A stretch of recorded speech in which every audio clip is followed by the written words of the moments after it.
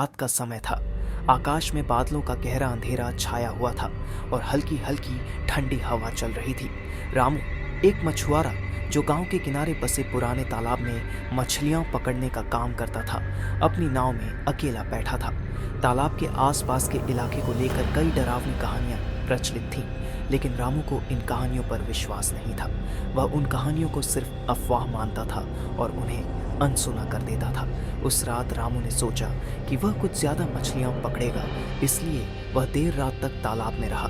उसका विश्वास था कि रात के समय मछलियां जाल में जल्दी फंसती हैं। उसके चारों ओर सन्नाटा था, केवल पानी के हल्के थपेड़े और उसकी नाव की हल्की हल्की चरमराहट की आवाजें सुनाई दे रही थीं।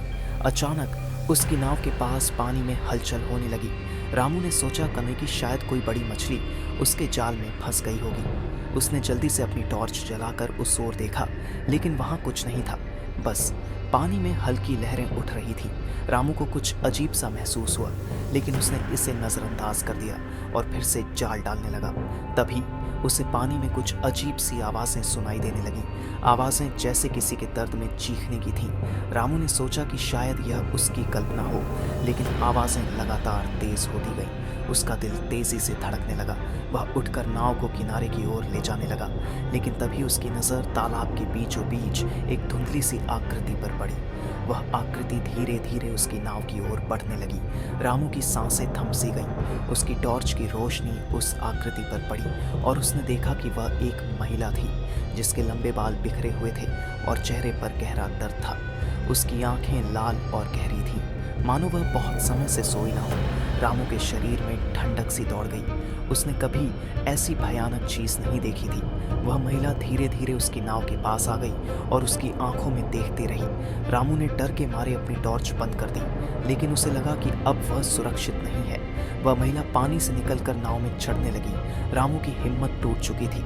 उसने सोचा कि वह तुरंत नाव से कूदकर तैरकर किनारे पहुंच जाए, लेकिन उसके पैर मानो जकड़ गए थे। महिला ने धीरे धीरे अपनी बर्फ जैसी ठंडी हाथों से रामू का हाथ पकड़ा और उसे अपनी ओर खींचने लगी। रामू के शरीर में एक अजीब सी ठंडक महसूस हुई और उसकी आंखों के सामने अंधेरा छाने लगा।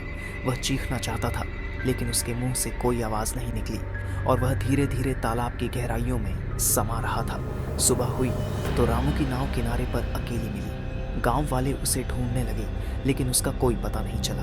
तालाब के किनारे पर कुछ टूटी हुई मछलियों के जाल और रामू की चप्पलें पड़ी मिली। गांव में चर्चा होने लगी कि तालाब में रहने वाली चुड़ैल ने रामू को अपना शिकार बना लिया।